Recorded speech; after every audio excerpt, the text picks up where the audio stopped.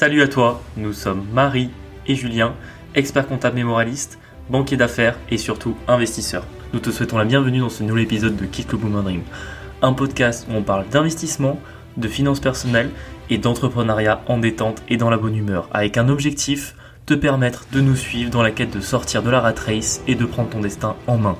Grâce à nos expériences pro et à notre vie d'investisseur, nous te donnons les conseils qui nous ont permis d'avancer dans la construction d'un patrimoine immobilier et financier, principalement cryptoactif.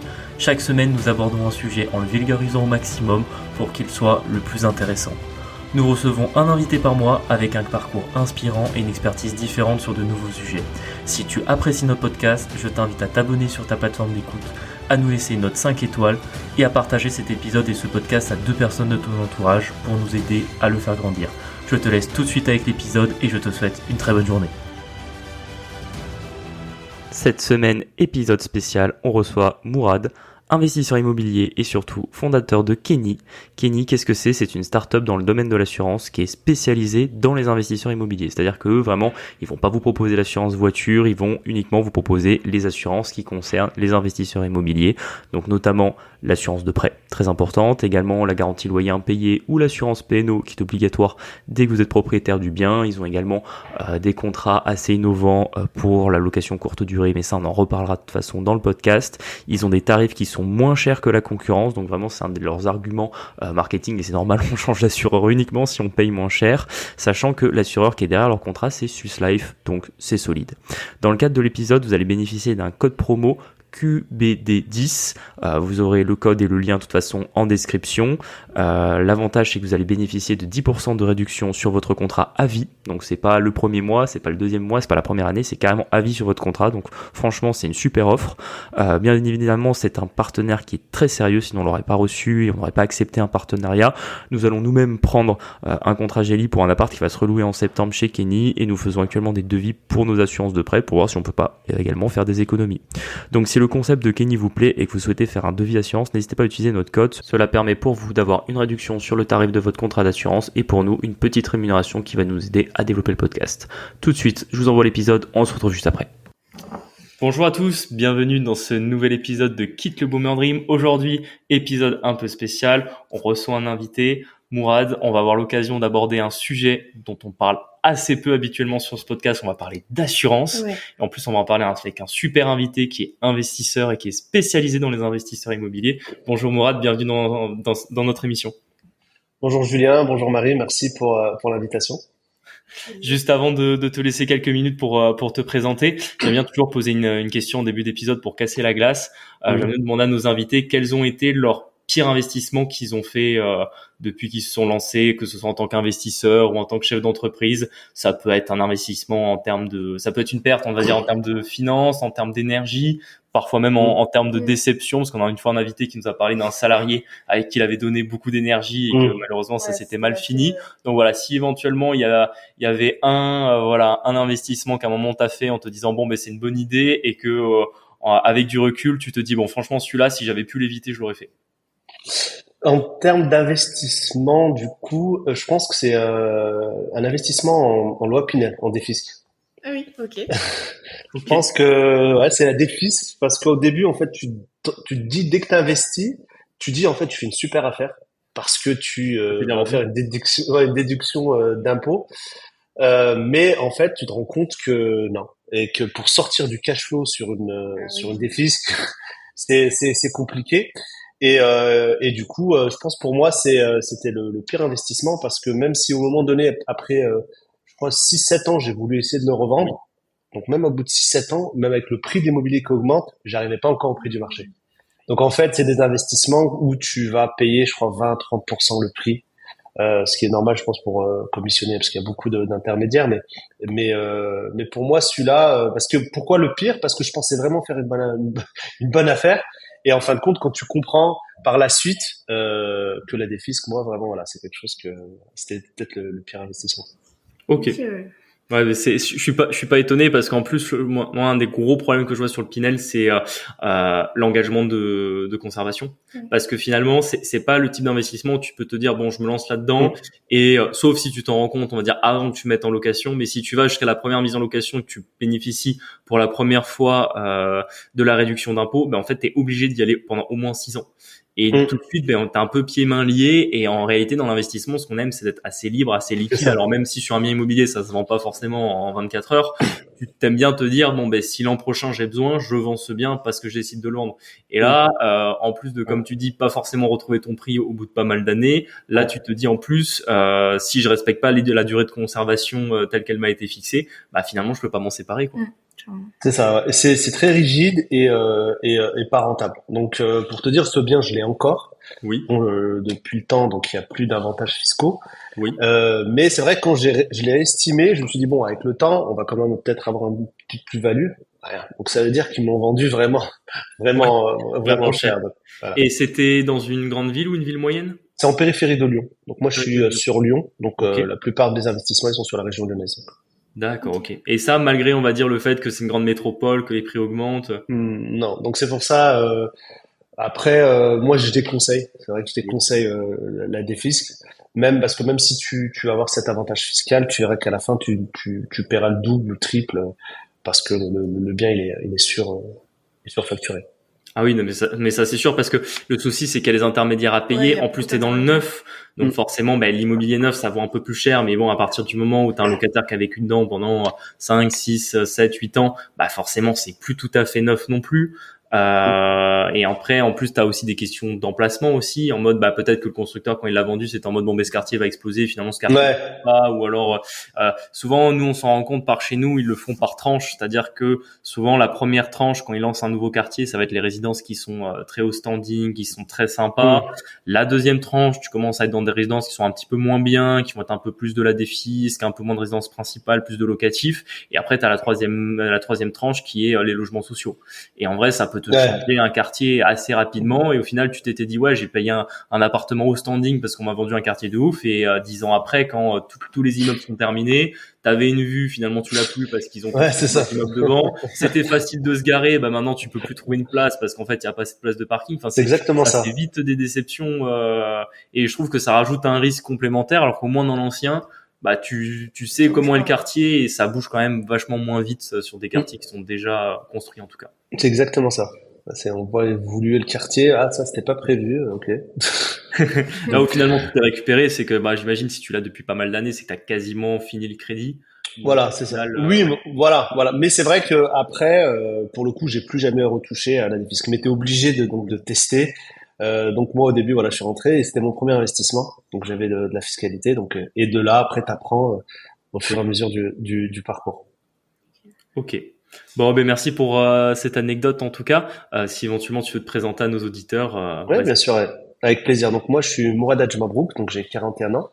Je suis de Lyon. J'ai deux activités, une dans l'investissement immobilier et l'autre dans l'assurance. Donc, moi, j'ai jamais pu choisir entre les deux, donc je les ai gardés. Donc concernant mon activité d'investisseur immobilier, j'ai une vingtaine de lots. Je fais autant de la location courte durée que de la location longue durée. Et dans mon activité d'investisseur immo, je me suis rendu compte en fait que les assurances n'étaient pas forcément à la hauteur. Les contrats n'étaient pas adaptés, beaucoup d'imitations. Donc c'est pourquoi j'ai décidé de créer Kenny, donc une start-up dans la surtech, qui est vraiment au service des investisseurs immo, que ce soit en location longue durée ou en location courte durée. Donc aujourd'hui, Ok. on crée des contrats innovants qui sont vraiment Oui. game changers pour les investisseurs. Et on propose également pas mal de services qui sont inclus, comme accès à un juriste IMO, logiciel de gestion locatif. Donc voilà un petit peu les deux pôles sur lesquels je travaille. Ok. Ok. Bon, mais ça marche. Merci, merci à toi pour la présentation.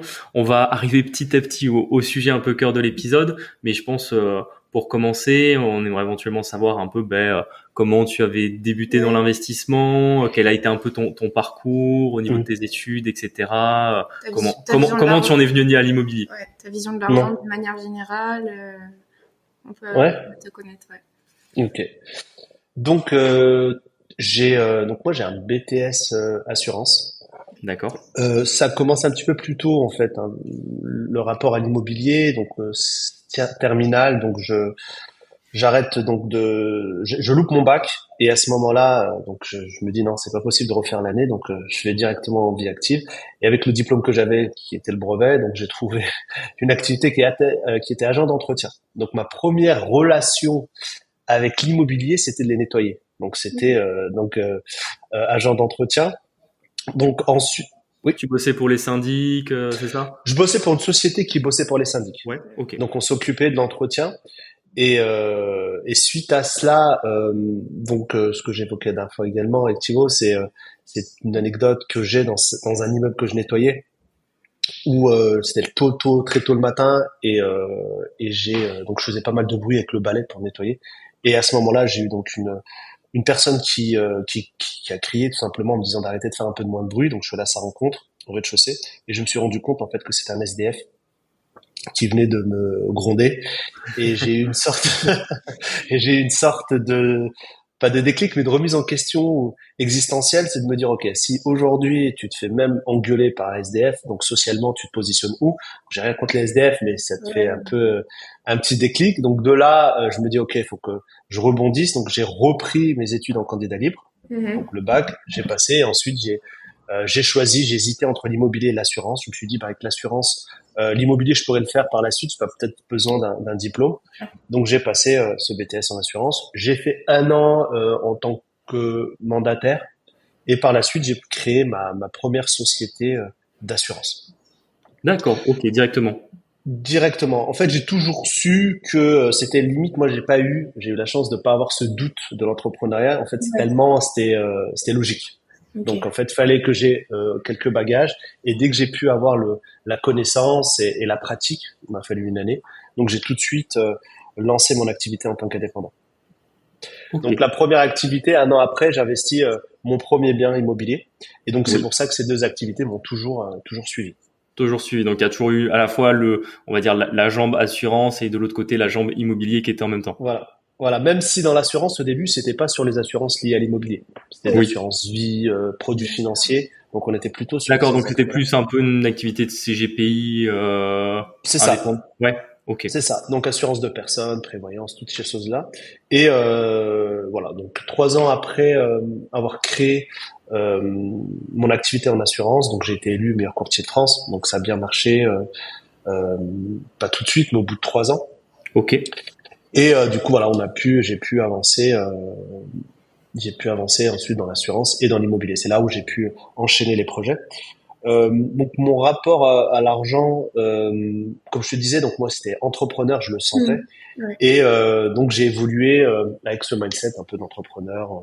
On va chercher de la croissance, donc j'ai commencé de zéro, que ça soit sur l'assurance ou l'immobilier, pour pouvoir après avoir plus de 5000 clients en assurance et une vingtaine de lots d'immobilier. Ok. Ouais. D'accord, ok. Et en fait, quand tu as créé cette première société en assurance, tu as tout de suite eu des salariés, parce que pour être meilleur courtier de France, c'est-à-dire que tu avais créé une marque qui devait être, j'imagine, reconnue, tu devais être dans plusieurs villes. Comment ça fonctionnait? La stratégie a été très simple, c'est ça qui a permis aussi d'être reconnu comme un des meilleurs dans le secteur, c'est de pouvoir allier la quantité, donc le volume, à la qualité. Donc j'ai toujours conservé cet équilibre. Et une de mes forces, c'est de la structure. J'aime bien tout ce qui est stratégie d'entreprise et structure. Donc j'ai réussi à monter une équipe commerciale, également avec un vrai pôle de gestion et un pôle de prospection. L'idée, c'est de pouvoir automatiser. Donc on a pu monter jusqu'à une vingtaine de commerciaux sur ce pôle-là, sur ce cabinet-là. Ok. Et c'était du distanciel ou il y avait du démarchage physique? Ça dépend. On faisait les deux. On travaillait avec des centres qui faisaient la prospection. Oui. Mais on pouvait on a des équipes au téléphone et des équipes terrain. Donc on pouvait faire les deux. Les deux. Ok. Et en parallèle, tu commences à investir dans l'immobilier. De ce que j'ai compris, c'est que le Pinel il arrive en premier assez vite. Le Pinel est arrivé tout de suite, donc je me pensais voilà, j'ai dit on passe à l'étape investissement. Ensuite, et au début, j'étais pas dans cette notion de cash flow, c'était vraiment du patrimonial. Donc, je me disais, tiens, tu fais du cash avec ton activité d'assurance, tu l'orientes sur tes investissements. C'est petit à petit, avec la connaissance et le savoir que tu dis, ah, en fait, on peut même gagner de l'argent On peut même gagner de l'argent et avec c'est pas que du patrimonial, ouais, c'est sûr. avec l'immobilier. Et voilà, donc voilà comment ça s'est passé. Et en fait, au fil de l'eau, donc je me suis de plus en plus formé, Ok. plus qualifié, que ce soit sur les deux secteurs. D'accord, ok. Et du coup, tu fais ton premier investissement Pinel, puis t'en fais un autre. Quelle était ta vision à ce moment-là? C'était juste te dire bon, mais ça serait bien que j'achète un appartement locatif. T'avais peut-être ta résidence principale ou pas? T'étais dans quel état d'esprit à ce moment-là? Au début, c'était le Pinel, le deuxième RP. Donc là, j'étais pas encore en mode Robert Kiyosaki. Donc Ouais. C'était plutôt en mode un peu investissement à l'ancienne, une RP, un locatif et avec une défiscalisation et comme ça, dans on le, a les deux tableaux à la fois, quoi. dans le fameux Boomer Dream. Donc on était dans le Ouais. traditionnel.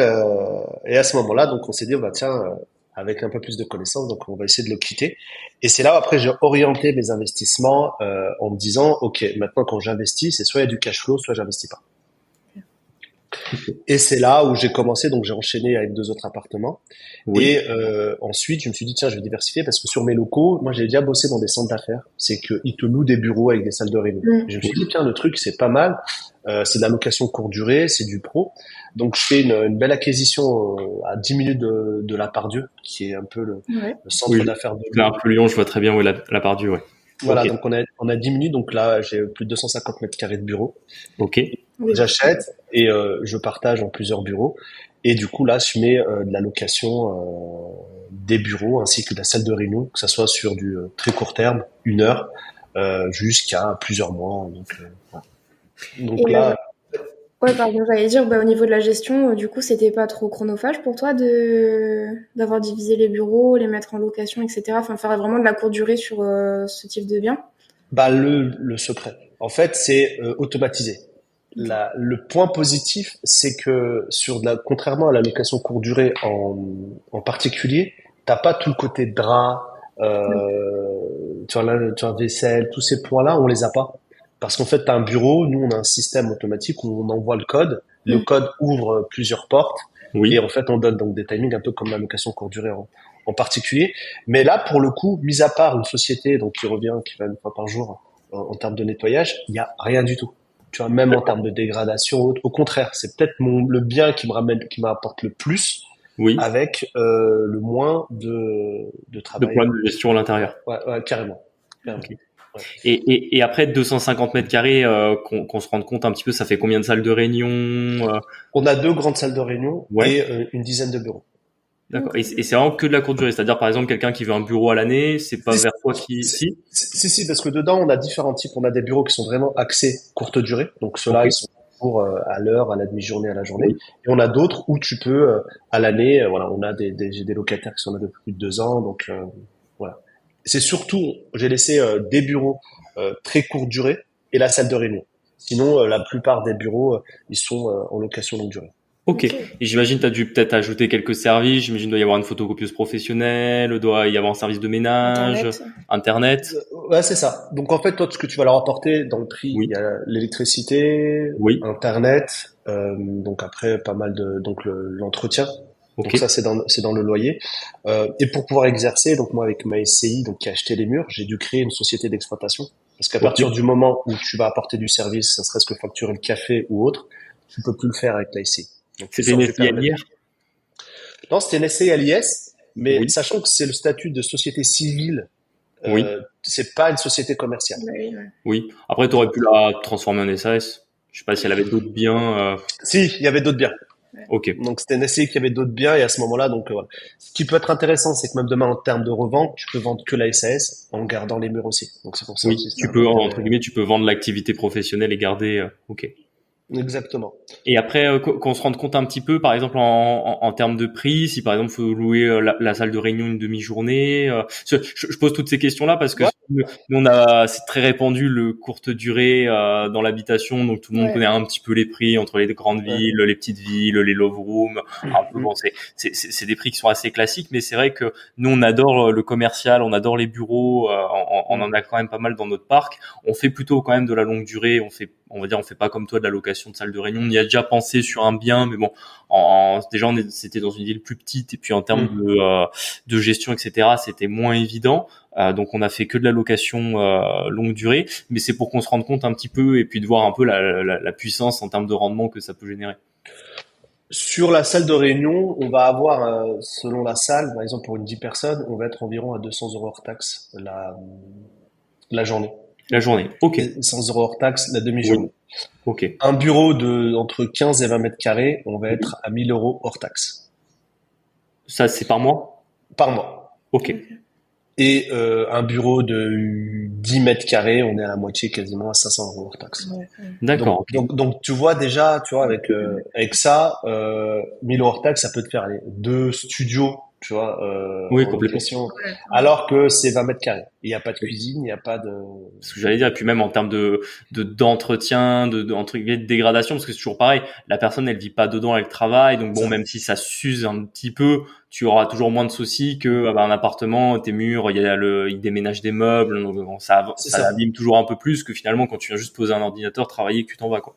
Exactement. Non, j'ai jamais eu de soucis. J'ai fait une fois une location.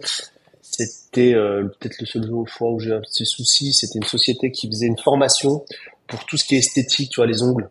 Oui. Tout ça. Donc ils avaient mis un petit peu de produits un peu de partout, mais bon. Et de la poussière, ouais. Ouais. Donc, mais mis à part ça, tu vois, ils viennent, ils font leur réunion, ils sont super contents. Donc j'essaie d'apporter aussi du quali en termes d'outils ou même par rapport à la salle de réunion et les bureaux. Donc, ouais, vraiment, c'est peut-être c'est mon bien le plus rentable. Alors que, voilà, c'est vrai qu'on n'y pense pas forcément. Oui. Parce qu'on va rentrer souvent dans des choses un peu habituelles comme le particulier. Mais je sais pas, vous êtes dans quelle ville? Vous êtes dans des grandes villes? Nous, on est à Montpellier. Montpellier. Ouais, Montpellier, ça peut être, c'est quelque chose qui fonctionne. T'as Bureau Club, t'as Regus, qui sont des sociétés où eux font que ça. Oui, qui sont spécialisés là-dedans.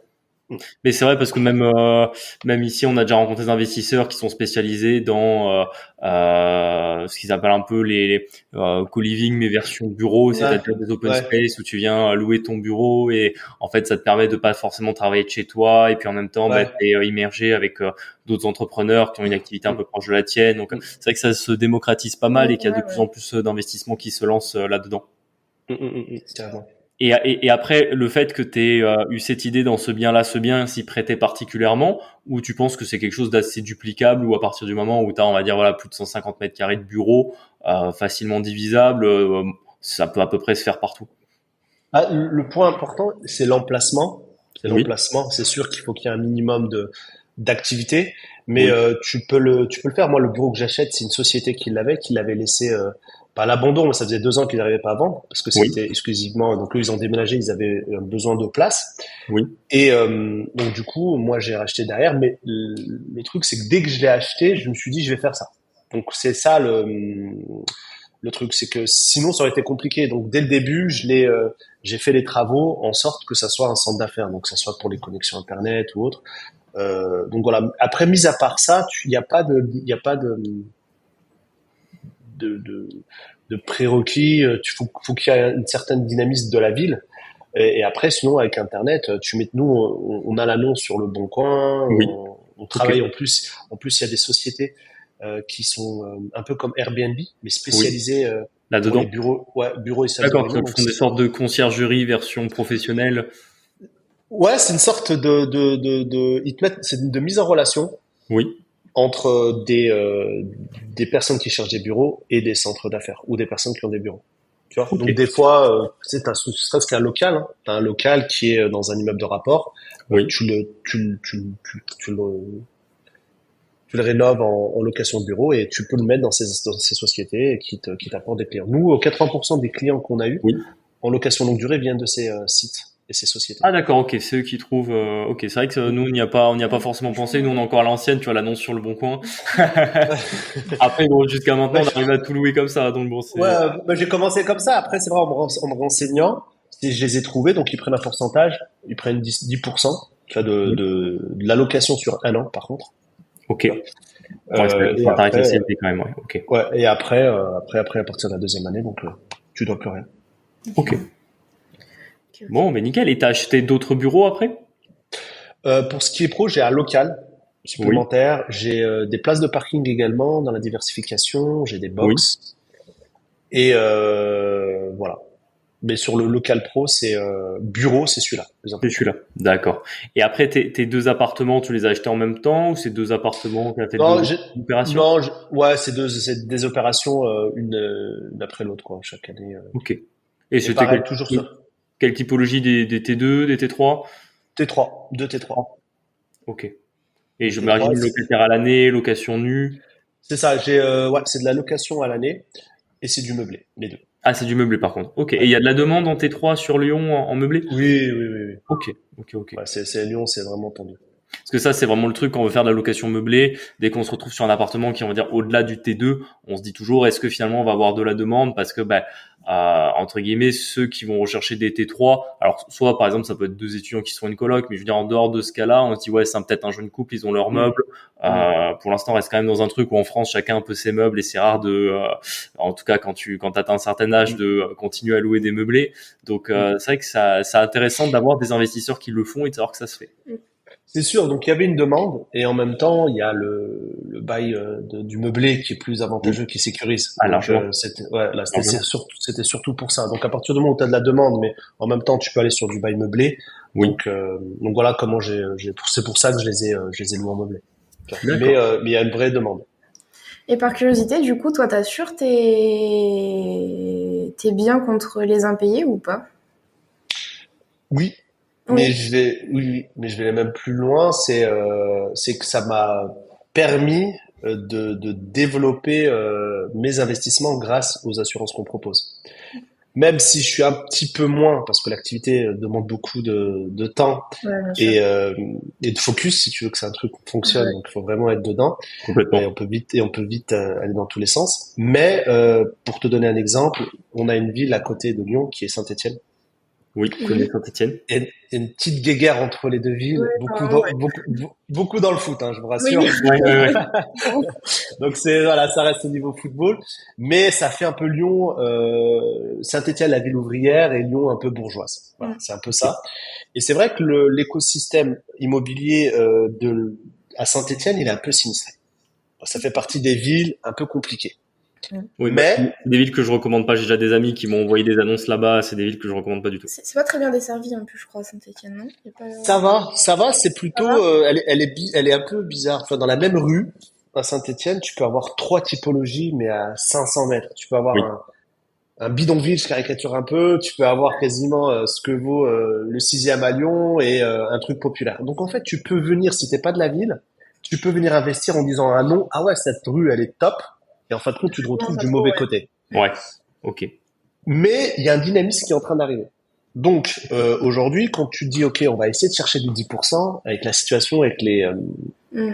la conjoncture actuelle, c'est un petit peu compliqué de le trouver. À Saint-Étienne, il existe encore. Maintenant, est-ce que tu es prêt à prendre ce risque-là d'investir? Voilà. C'est quoi la sinistralité? C'est plutôt au niveau de la location. Tu peux avoir beaucoup de problèmes sur les impayés et autres. Et Oui. avec les solutions qu'on a mis en place, qu'on crée, ben en fait, t'anesthésies totalement cette problématique. Tu vois. Donc en fait, autant Saint-Étienne, j'étais un peu Oui. mitigé parce que comme tu disais, tu déconseillais, donc il y a vraiment un petit facteur risque. Mais avec les solutions qu'on propose, qui te garantissent 100% du loyer avec aucune franchise, donc ça te donne même envie d'investir, prendre un peu plus de risques dans ce type de ville. Ok. Donc toi, si c'était une recommandation que tu ferais, c'est par exemple d'aller sur des typologies d'investissement peut-être un peu plus rock'n'roll où il y a plus de renta, mais justement on doute un peu plus du risque d'impayé parce qu'on sait qu'on va avoir un locataire un peu plus fragile parce qu'on est dans un quartier ou dans une ville qui s'y prête un peu plus. C'est qu'à ce moment-là, ok, on prend le risque, on veut du 10%, mais par contre derrière assurance à un loyer impayé obligatoire. Ouais, bah en fait, pas la formule magique, Oui. c'est d'aller Saint-Étienne. Il y en a une autre aussi qui est pas mal décriée, qui est Perpignan. Ouais, Perpignan. c'est après, Ouh, c'est plus que rock'n'roll là. ouais. C'est voilà. Et d'apprendre plutôt, si possible, parce que les prix aussi sont intéressants, immeuble de rapport, Oui. et de mettre une garantie loyer impayé Kenny et une vacance locative Kenny. Terminé. Ok. Voilà. Ok. Pourquoi en deux mots, même si on reviendra après pour Oui. aller au bout du propos. c'est que nous, aujourd'hui, on propose des garanties qui font que t'as aucune franchise. On te paye, on prend en charge tout le loyer, charges comprises, et le contentieux. Donc, tout ce qui est avocat, huissier. En fait, à partir du moment où tu as le sinistre, tu n'appelles même pas ton locataire, tu n'envoies même pas un recommandé, tu appelles le service dédié. Ouais. Ok.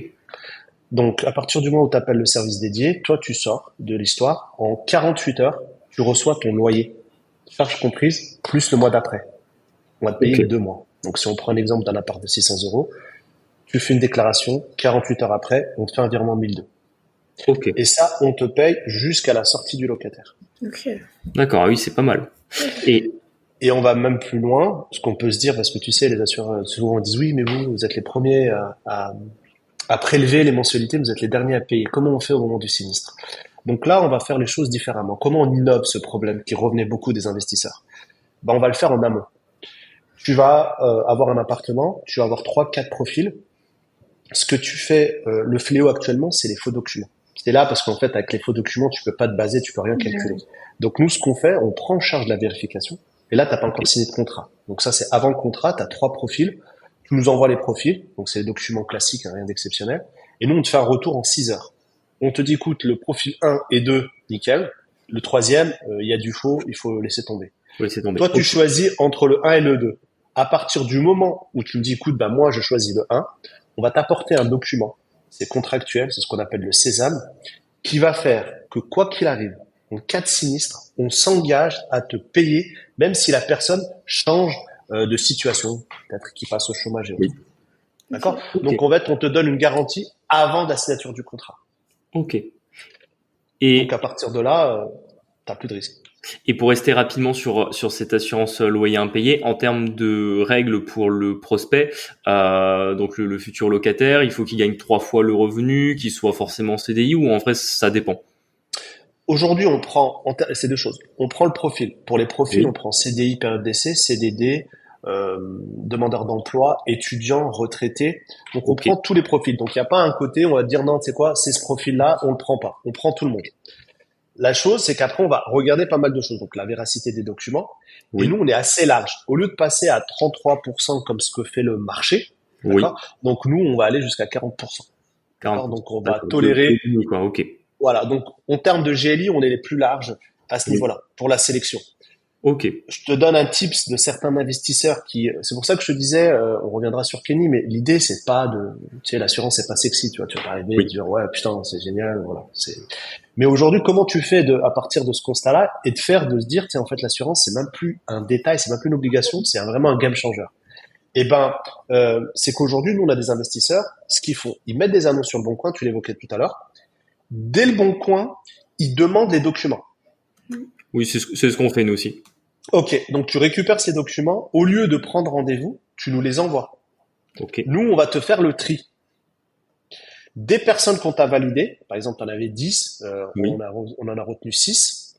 Avec les 6, tu prends rendez-vous. Comme ça, après, tu vas analyser la personne, le feeling et la relation. Tu vois. Donc, tu es sûr que au moment de la location, tu es sûr que la personne, elle va être solvable. En tout cas, tu es sûr que tu vas toucher ton loyer. Ok. Tu vois. Donc, c'est comme ça qu'en fait, on utilise l'assurance pour sécuriser ces investissements. Ok. Et par exemple, après, bon, peut-être que c'est trop un cas particulier, mais nous, ça peut nous arriver parce que des fois, on loue des petites surfaces dans des villes qui sont pas très chères. Tu en es sur parfois des loyers à 400 balles sur un studio. Tu peux par exemple avoir un locataire qui va vivre un petit peu moitié aide sociale, moitié quelques revenus de travail à temps partiel. Sans problème. Okay. Ça passe. Okay. Ça passe. On te demande des documents. Oui. Et une fois donc il n'y a pas de discrimination à l'entrée. Tu vois, c'est ça que je voulais te dire. Mais ensuite, il y a une analyse, bien sûr, des documents et ainsi de suite, tu vois. Oui, pour vérifier que c'est vrai. Voilà. Donc, en fait, il faut dégager un petit peu, pas le côté émotionnel, mais on prend l'immobilier différemment, comme si c'était un produit financier en soi. Tu vois. Donc, moi, j'ai besoin d'une sécurité. Ok, voilà. Et on a des options également. On peut aller même avec la vacance locative. Donc, tu as ton activité, tu as ton appartement. Il se loue pas premier mois, deuxième mois. Nous, on prend en charge dès le premier mois. En fait, on a une franchise d'un mois. On est les seuls à le faire. Et on peut également garantir également cette vacance. Ok. Tu vois, donc Ouais. aujourd'hui, comment on fait? En tout cas, c'est le conseil que je donne et je construis Kenny et les produits sous ce prisme-là. Tu vois, Oui. dans le sens où, ok, comment je fais? Moi, je vais enchaîner parce que je pense que voilà, avec les 45 lots que vous avez et l'expérience que vous avez, tu sais que si tu veux quitter le Boomer Dream ou la Rat Race, c'est pas avec un bien, faut pas Ah mentir. non, c'est sûr. C'est même pas avec 10 biens. Faut Tu quitter vois ce des que je très veux gros dire? biens, tu vois, c'est. Ok, voilà. Donc on est d'accord. Donc comment on fait pour arriver à cet objectif-là? Donc soit on est honnête et on se dit oui, c'est bien d'investir dans l'immobilier, mais il faut enchaîner, il faut aller chercher le cash flow pour pouvoir y arriver. Oui. Comment tu le fais plus rapidement? Immeuble de rapport. Et comment tu fais pour enchaîner? Ben, faut pas que tu aies une problématique sur ton parcours, que un locataire te paye pas ou qu'il te dégrade ton appartement ou autre. Et en tout cas, nous, c'est ça qu'on veut apporter, tu vois. Un vrai dôme, un vrai bouclier pour que toi, tu continues à enchaîner Ok. et d'atteindre vraiment l'indépendance financière. C'est un peu C'est top, tu vois, l'objectif. parce que je trouve que faut reconnaître que ça veut dire que tu fais une assurance qui est vraiment en adéquation avec ce que veut l'investisseur et qui est parfois un frein pour s'assurer, parce que moi, ça m'est arrivé plus d'une fois. Alors, peut-être pas sur peut-être pas sur ce type d'assurance, mais par exemple, une assurance un peu classique que t'hésites à prendre et puis quand tu fais le calcul, tu te rends compte que c'est pas intéressant. C'est par exemple l'assurance pour garantir son téléphone portable, tu vois. C'est que c'est une assurance qui est, je sais plus, la plupart, là, genre le milieu de marché, je crois, ce qui se price à peu près à 10 euros et en général, tu vas avoir ton smartphone, plus ta tablette, plus ton PC portable. Le problème, c'est que tu vois combien ça te coûte par an. En réalité, si par exemple tu le casses, ils vont d'abord essayer de te le réparer. Ensuite, s'il est pas réparable, ils vont te rembourser un certain montant par rapport à finalement ce que vaut ton téléphone aujourd'hui. C'est-à-dire que forcément, tu l'as peut-être acheté 1300 balles il y a 1 an et demi. Ils vont estimer qu'aujourd'hui, le même téléphone, il vaut plus 1300 balles. Mais du coup, toi, si tu vas nouveau t'acheter le dernier iPhone, finalement, même avec le prix de l'assurance, tu seras pas suffisamment remboursé. Et quand tu fais le calcul à la fin, tu te rends compte que les 10 euros que tu donnes par mois à l'assurance pour couvrir ton smartphone, peut-être que si finalement tu les donnes pas et que tu les entre guillemets les gardes dans ta poche, si jamais un jour tu casses vraiment ton téléphone, tu te seras fait ton auto-assurance là-dessus, tu vois. Et ça, je prends ce cas-là pour illustrer, mais c'est vrai que en tant que particulier, quand on s'y connaît pas spécialement d'assurance, c'est des fois un frein qu'on a à prendre des assurances parce qu'on a l'impression que quand on fait le calcul, on n'est pas gagnant et on s'y retrouvera pas parce que l'offre est pas suffisamment adaptée. Alors que là, par exemple, ce que tu as présenté sur l'assurance loyer impayé, là pour le coup, tu es vraiment bien couvert et tu sais que voilà, quoi qu'il arrive, ça a été vérifié en amont, t'as qu'un mois de franchise, entre guillemets, tu n'auras pas de souci à arriver à obtenir le paiement de ton assurance si tu en as besoin, quoi. Exactement. C'est ce que je te disais tout à l'heure, c'est un peu le constat qu'on a fait. Ouais. Moi, en tant qu'investisseur, déjà, tu vois, t'as une multitude d'assureurs, tu vois, donc avec votre relevé de compte, ça doit être une belle, une belle salade d'assureurs. Mais des fois, nous, c'est pire parce qu'ils nous regroupent les prélèvements. Du coup, on ne sait plus de qui paye. Ça, c'est encore pire. Ça, c'est le pire. Ça, c'est le pire. Nous, aujourd'hui, aussi, une des plus-values de Kenny, c'est que tu vas avoir toutes tes assurances au même endroit. Tu as un espace client, tu pourras tout retrouver, tes numéros de contrat, tes garanties. Et oui, exactement. Tu vois, c'est quand je pars sur ce projet, j'y vais pas pour faire quelque chose qui existe. Tu vois, j'y vais vraiment à la base pour une problématique que moi j'ai retrouvée. Parce qu'à un moment donné, tu dis, écoute, les propriétaires, j'ai l'impression qu'ils sont un petit peu tapés dessus par tout le monde. Si c'est pas les assureurs avec les contrats qu'ils proposent, c'est les locataires. Aujourd'hui, on se retrouve, on le voit, qu'il y a un comportement qui change des locataires avec beaucoup plus de dégradation qu'avant, plus d'incivilité. Et tu vois en même temps l'État, tu vois, l'État aussi, il est là, il est plutôt du côté des locataires que du côté des propriétaires. On a un bon exemple en ce moment, justement, on va pas en parler dans cet épisode, mais on est 100% d'accord avec toi là-dessus. Tu vois, donc nous-mêmes, notre slogan, pour te donner le slogan de Kenny, c'est l'État est avec les locataires, Kenny est avec les propriétaires. Donc nous, on a un vrai parti pris dessus. Et oui, je dessine les produits, c'est ça l'activité de Kenny, c'est que nous, il y a des assureurs derrière. C'est pas nous qui allons te payer ton sinistre ou autre. Par contre, il y a des assureurs parce que c'est très réglementé, donc c'est très sécurisé. Donc on a des gros groupes comme la Swiss Life, April qui sont ou la Massif qui sont derrière. Et donc nous on va mettre en place donc ces contrats, par contre on va les designer, on va dire écoutez, aujourd'hui la population ou la cible investisseur immobilier, c'est pas de ça qu'il a besoin. Quand tu viens, nous on a souvent le cas, on a une personne qui a 4 PNO, on voit que c'est la même adresse, on lui demande pourquoi tu as 4 PNO, elle dit bah c'est la banque qui vous a proposé, mais en fin de compte c'est pas 4 PNO qu'il te faut, c'est une mairie, une multirisque immeuble. Oui. Comment tu fais pour tes parties communes, comment tu fais pour tes caves.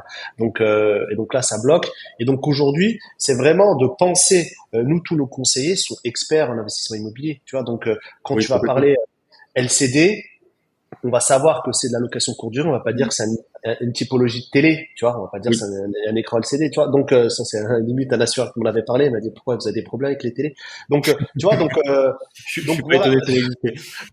tu vois, donc voilà un petit peu ce qu'on fait et on va aller en tout cas les solutions qu'on propose, il n'y a pas de bullshit. C'est vraiment des solutions que tu vas avoir besoin.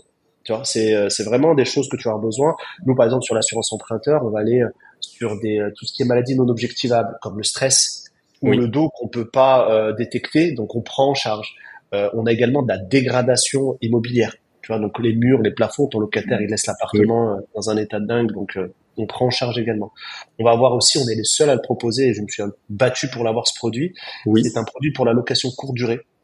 C'est PNO, donc une propriétaire non occupant qui est survitaminé, qui va te permettre de sécuriser ton bien, qui va te permettre de sécuriser également les dégradations de ton mobilier et qui va permettre de sécuriser tes revenus. Parce que si te fout un dégât des eaux, bah, tu peux plus, toi, louer ton appartement. Ah ouais, pendant 2-3 semaines, le temps de réparer, tout à fait. C'est ça. Donc, on prendra en charge, en se basant sur ton bilan, ou en tout cas sur des preuves de location, ton revenu. Tu vois, donc l'idée, pour aller plus loin, tu me parlais tout à l'heure de l'entrepreneur, c'est quoi ta vision avec la discussion, donc ça se peaufine un petit peu. J'ai envie de te dire qu'aujourd'hui, pour moi, l'entrepreneuriat, c'est la seule clé pour redistribuer les cartes. C'est la seule clé, je pense, en France, qui va te permettre de switcher, de changer de classe sociale. Tu vois. Et moi, l'entrepreneuriat m'a beaucoup donné. Et l'investisseur immobilier, pour moi, c'est la première étape de l'entrepreneur. Tu vois, c'est la petite porte. On peut rester salarié, mais en même temps, je commence à investir.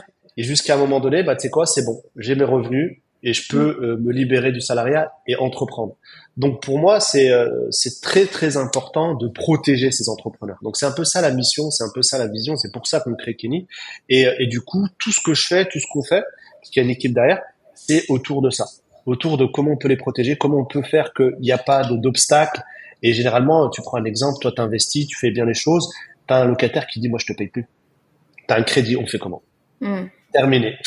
Game over, voilà. Alors que toi, t'as voulu quoi? T'as voulu juste dire, tiens, je vais pas rester assisté ou je vais pas compter sur l'État, je vais me débrouiller et voilà. Donc c'est un peu tout ça qu'on a voulu apporter avec cette start. Je te pose 2 questions complémentaires sur la garantie loyer impayé parce que comme on en a pas mal parlé, ça m'est venu. C'est les parties communes, vous les garantissez ou pas? C'est soit tu prends pour la garantie loyer impayé. Oui, parce que ça rentre dans les dégradations du locataire. C'est par exemple ton locataire quand il part, en même temps il te dégrade la cagette. Non, c'est 2 contrats, c'est 2 contrats différents. Donc là, on va dire que demain tu veux te sécuriser un immeuble, ok. Donc comment on va faire? Parce que nous aussi également pour la GLI, on peut faire aussi sur de la colocation. Donc d'accord, tu peux faire de la colocation et je te donne un autre tips parce que je te disais un peu comment les investisseurs, parce qu'ils sont très malins, hein, les investisseurs immobiliers, comment ils ont pu, et au contraire c'est top, comment ils ont pu utiliser Kenny pour sécuriser et développer. Donc je t'ai expliqué, ils font l'annonce, ils ont 5-6 dossiers, ils nous les envoient, on fait un retour en 6 heures, c'est contractuel. Une fois qu'ils choisissent, eux ce qu'ils font, et il y en a qui font, c'est écoute, moi je te demande pas de garant, sauf sur les études il y a un besoin, mais au-delà de ça, je te demande pas de garant. On va pas rentrer dans le Visal qui va être, il faut que tu sois comme ça, il faut que ce soit comme ça, ou que tu dois remplir un dossier. Par contre, le loyer, il était à 500 €, il passe à 515 €. Le prix de la GLI. Donc, en fait, il inclut même la GLI dans son loyer. Ok. Tu vois? Donc, en fait, ça lui coûte rien pour être sécurisé, pour son appartement. Donc, moi, tu me dis, écoute, Mourad, ça serait quoi le meilleur modèle possible pour enchaîner les projets? J'aime bien l'immeuble de rapport parce qu'on achète du volume en mètre carré, mais tu prends l'immeuble de rapport, ville un petit peu dangereuse en termes d'impayés. J'assure, je prends une multirisque immeuble où là, t'as tout qui est assuré. Tu vois. Et derrière, donc tu prends de la GLI, voire c'est une béquille supplémentaire. Je la conseille pas tout le temps à tout le monde, mais surtout pour les personnes qui se lancent, de la vacance locative. Parce que en soi, tu sais, si on te donne les ratios, tu vas dire, mais moi, est-ce que les assureurs gagnent de l'argent? Vous payez des loyers, tout ça. En fait, si on se dit les choses, c'est quoi le ratio d'un impayé? C'est entre 2 et 4% en France. Oui.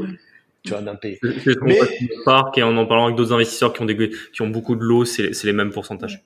Mais s'il arrive, il peut te faire mal. Et je pense que le plus gros problème, c'est plus un problème mental. La GLI, c'est plus une sorte de médoc qu'une sorte de truc. Ce que je te disais tout à l'heure, depuis que j'ai la GLI Kenny, j'ai pas peur d'aller à Saint-Étienne en cyclotan. Oui. Je vais investir là-bas. Tu vois, parce que c'est parti anesthésier la peur. Pourquoi on se lance pas? C'est la peur. On prend une stat qui est très connue. Les personnes qui se forment, 15% qui se forment dans l'immobilier passent à l'action.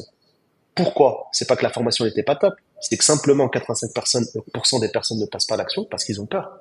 Donc nous, on veut anesthésier cette peur-là, et tu verras qu'on va te dire, écoute, en fait, tu peux investir, t'as pas de risque qu'on ne paye pas. Quel est le risque qui peut arriver? T'as pas de risque que ton appartement se loue pas, t'as pas de risque que même s'il y a une dégradation, tu vas le payer de ta poche.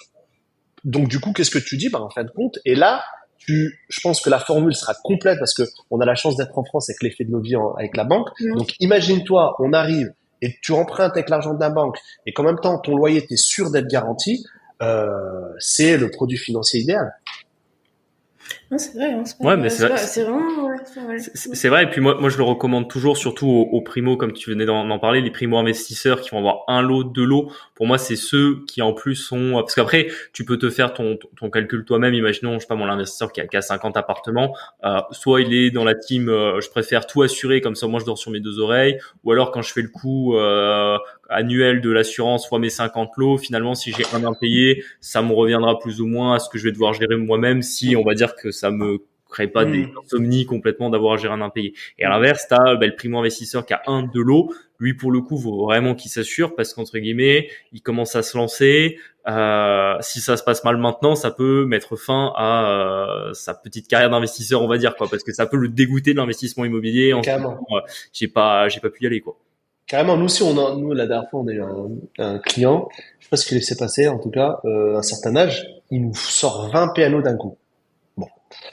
20 PNO et pas de lettre de résiliation. Donc, en fait, il y a rien derrière. Oui. On lui pose la question, comment ça se fait? Vous avez fait les résiliations du contrat d'assurance? Oui.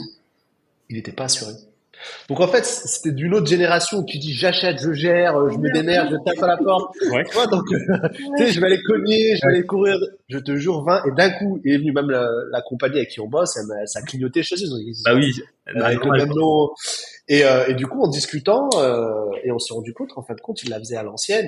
Et il y en a encore qui sont là, et de toute façon, je prends l'un pour payer l'autre, et ainsi de suite. Mais souvent, c'est quoi? Souvent, tu sais, c'est soit la peur, ou soit, pas la cupidité, mais tu te dis, c'est pour ça que le côté prix a un sens. Attention, je dis pas qu'il faut, parce que on le disait tout à l'heure, il faut chercher le cash flow. Donc c'est pas en achetant ou prenant de la conciergerie à gauche, à droite, une régie, que tu vas te dire ah tiens, je gagne pas d'argent. Mais aujourd'hui, par exemple, nous sur une assurance de prêt, on peut te faire facile 50% de réduction. Donc là déjà on a du cash flow. La deuxième chose, c'est que ta GLI, beaucoup d'investisseurs qui le font, ils le refacturent pas en direct, mais ils augmentent leur loyer. Donc, il y a des solutions aujourd'hui pour être et protégé et en même temps investir. Et si tu prends, et c'est ce qu'on disait tout à l'heure, on revient au la fameuse défisque que je fais, c'est que moi j'arrive, je dis écoute, c'est bien d'acheter. Je pense que c'était ça à ma connaissance à l'époque. C'est bien d'acheter, il faut acheter. Et après, t'arrives et tu retires le côté émotionnel de l'investissement immobilier, tu gardes le côté un peu technique, le côté stratégique, et tu dis, écoute, aujourd'hui, peut-être j'ai trouvé la meilleure formule. Et la formule, en tout cas, quand je conçois Kenny, je pars de ce principe-là, parce que moi, j'aimais bien avoir une formule, me dire comment je fais pour enchaîner les projets, comment je fais pour... Et pour te sécuriser, quoi. Et pour me sécuriser. Tu vois. Comme la location courte durée, c'est un vrai sujet. Hein. Donc, j'en discutais avec une personne, donc un investisseur, il me dit, écoute, moi, avec Airbnb, j'ai une sorte de garantie, mais après Booking à Britel, j'ai plus rien. Donc, je dis, comment tu fais quand tu loues via Booking? Il me dit, je croise les doigts. Ok, nickel. Voilà le niveau de garantie. Ok, top. Donc là, on peut aujourd'hui avoir des solutions qui sont un peu plus sécuritaires que se croiser les doigts. Ok. Et on change d'assurance, on parle d'une autre assurance hyper importante, la P&O. Parce que nous, ça fait partie quand on avait fait des épisodes sur quelles étaient les étapes pour acquérir un bien immobilier, assez importante. Surtout qu'au final, je pense que c'est une assurance qui doit être assez complète. Moi, par exemple, je recommande souvent de prendre la formule maximum. Parce que si tu prends la moins chère que te propose ton assureur, en général, tu vas avoir la vétusté et commencer t'es investisseur dans l'ancien. Si à un moment donné t'as un dégât des eaux, finalement, on va te rembourser pas grand chose parce que l'expert il va estimer que c'était vétuste ou assez ancien. Alors qu'au moins quand tu prends la garantie maximum, en général ils vont te remettre valeur à neuf. Est-ce que toi tu recommandes la même chose? Quelle est ta vision pour toi sur la P&O? C'est pareil. Sur la P&O, souvent, pourquoi on la souscrit, c'est donc propriétaire non occupant pour les personnes peut-être qui ne savent pas ce que c'est. Donc, c'est l'assurance qui est obligatoire de prendre pour assurer les murs. Et le locataire, lui, va apporter une autre assurance qui est la multirisque immeuble. Et si il est dans un immeuble, il y a également l'assurance de la copropriété. Voilà. Mais toi, en tant que propriétaire, tu dois assurer tes murs. Loi Allure depuis de 2014. Donc ça, c'est que en copropriété ou si c'est en monopropriété? J'ai eu une fois le débat avec un juriste et finalement on n'avait pas trouvé la réponse exacte. Bonne question. Je vais pas te mettre en difficulté là-dessus, mais je viens d'y penser d'un coup. Mais bon, j'ai envie de te dire, même encore plus si t'as une multirisque, si t'as un immeuble également de rapport, parce que ça a beaucoup plus de risques. Ah non, mais honnêtement, enfin, pour moi, faut être complètement fou pour pas. Le côté, pour te dire, c'est pour ça, le côté obligatoire sûrement, mais faut vraiment prendre des risques de dingue pour y aller sans. Mais voilà, donc voilà un petit peu le côté, le cadre de la P&O. Et ensuite, tu te dis, ok, qu'est-ce qu'on a vraiment besoin pour une P&O? Pour la P&O, souvent, quand il y a des conventions entre les assureurs, donc il faut savoir que des fois, il y a des choses que c'est l'assureur du locataire qui va payer parce que c'est régi par des conventions. Des fois, c'est celle du propriétaire et des fois, c'est celle de la copro. Donc nous concernant, ce qu'on va proposer, c'est que on va prendre en charge donc tous les dommages causés par incendie, dégâts des eaux, tout ce qui est gel, événements climatiques, catastrophes naturelles et voilà. Nous, ce qu'on met tout de suite, c'est que dans notre formule de base, on met le vol, l'effraction et le vandalisme. Souvent, c'est des options. Oui. Et souvent, on va se dire, t'es quoi, allez, laisse tomber, cherche du prix. Oui. Nous, dans toute notre forme, il y a deux options qui sont souvent, c'est le vol, donc vandalisme, et le bris de glace. Nous, toutes nos formules sont avec vol et bris de glace, inclus dedans. Parce que je pense que c'est important. Ce qu'on va apporter de plus, c'est ce que je t'expliquais, donc il y a la responsabilité civile, mais la perte de loyer. C'est là, tu as un locataire, il y a un vrai dégât des eaux, donc la personne doit partir. Donc là, à ce moment-là, nous, on va te rembourser la perte de revenus par rapport à cette durée-là. Ok, c'est pas mal, parce que ça, honnêtement, j'ai eu très peu d'assureurs qui le proposaient. Ouais, donc ça, nous, on te le propose, d'autant plus que sur le prix, on est prix marché bas. D'accord? Ouais. Donc, ça veut dire que ça veut pas dire que voilà, tu vas pas payer ces fois 3. Oui, complètement. Donc, nous, sur les derniers benchmarks qu'on fait, on est soit toujours mieux positionné ou dans la moyenne, avec des garanties beaucoup plus importantes. Sachant que nos franchises, sur la totalité, c'est 170 €. On n'a pas des franchises de 300 €. Oui, okay. Ok, ouais, c'est vrai que c'est assez fait parce que ça nous est déjà arrivé et des fois tu te dis finalement l'assurance, nous ça nous est arrivé, on a eu quelqu'un qui nous avait forcé une serrure sur un box, du coup on devait faire intervenir un serrurier pour l'ouvrir et finalement quand j'ai appelé l'assurance, ils m'ont dit franchise je sais plus, c'était 250 € je crois, et au final une fois que j'aurais fait intervenir le serrurier, j'avais tout de ma poche parce que ça dépassait pas 250 € quoi. Donc ça, c'est vrai qu'aussi avoir des franchises assez basses, c'est intéressant parce que des fois tu peux avoir des gros dégâts où finalement une franchise c'est pas important, et des fois tu as des dégâts qui sont pas si chers et où au final si tu as une grosse franchise, rapidement en fait tu te fais rien rembourser entre guillemets quoi. Parce que pareil sur le vandalisme, nous ça nous est arrivé une fois, dans l'histoire, je soupçonne que ce soit un des locataires qui l'ait fait parce qu'on avait eu une porte d'entrée d'un immeuble qui avait été forcée et plus ou moins les murs et les marches qui avaient été dégradées. Alors je sais pas ce qu'ils avaient fait, les voisins m'avaient dit qu'ils avaient entendu du bruit dans la nuit. J'ai jamais eu la vérité. Mais ce que j'avais fait, je m'étais pas posé la question. J'étais allé à la gendarmerie, j'avais porté plainte pour effraction et comme ça au moins ça m'avait remplacé une porte neuve et en même temps ça m'avait remis en état les marches et les murs qui avaient été abîmés dans la cage d'escalier. Et c'est vrai que ça, si tu l'as pas dans ton contrat, bah tu peux vite être embêté parce que bah là en l'occurrence, je pense pas que c'était vraiment un cambrioleur. Je pense plutôt que c'était un locataire trop bourré qui avait dû perdre ses clés et qui a pas voulu le dire. Ouais, c'est plus simple de sauter la porte. Ouais, c'est sûr. Ouais, non, mais carrément. Et c'est vrai que tu disais que ta cible et les auditeurs sont beaucoup les nouveaux, les primo-accédants, les nouveaux investisseurs en tout cas. Ce que moi je conseille également, c'est vrai que c'est un peu barbant les conditions générales ou autres, mais dans tous les contrats il y a des synthèses de garantie. Il faut qu'ils s'intéressent un minimum, parce que ce que je te disais au début, on pense beaucoup banque, on va même dans les détails ou conciergerie, on va prendre la tête sur des millimètres, des petits pourcentages. Alors qu'aujourd'hui, si t'arrives un sinistre ou t'arrives un souci, ça peut te causer beaucoup plus de problèmes que si tu te loupes avec ta conciergerie, tu vois. Donc, ou ta régie. Donc, moi, j'encourage à vraiment regarder les conditions générales, regarder les garanties. Il faut pas le prendre parce qu'il faut le prendre, mais il faut le prendre au niveau du besoin. Et c'est pour ça des podcasts comme les vôtres sont très intéressants, ils sont très importants parce que on va essayer d'apporter, de se dire attention, c'est sur ces points-là qu'il faut regarder, tu vois. Mais comme toute assurance, toi tu pars d'un besoin, même si t'as pas encore investi, mais tu dis les risques ils sont là. Et moi je dois me garantir, je dois me protéger dessus, tu vois. Et après, bien sûr, toutes les assurances, pour rentrer sans être trop dans le technique, mais comment on crée un contrat d'assurance, tu vois, c'est beaucoup la probabilité. Oui. Donc, tu as des actuaires qui vont dire, OK, il y a plus de faire les statistiques. Voilà, pour faire les stats. Et de ces stats, on va sortir un tarif. Bon. Nous, aujourd'hui, ce qu'on fait, c'est que on bosse avec ces actuaires pour leur dire, écoute, moi, il y a des garanties, ils me servent à rien. Mais par contre, en tant qu'investisseur immobilier, j'ai besoin de ça.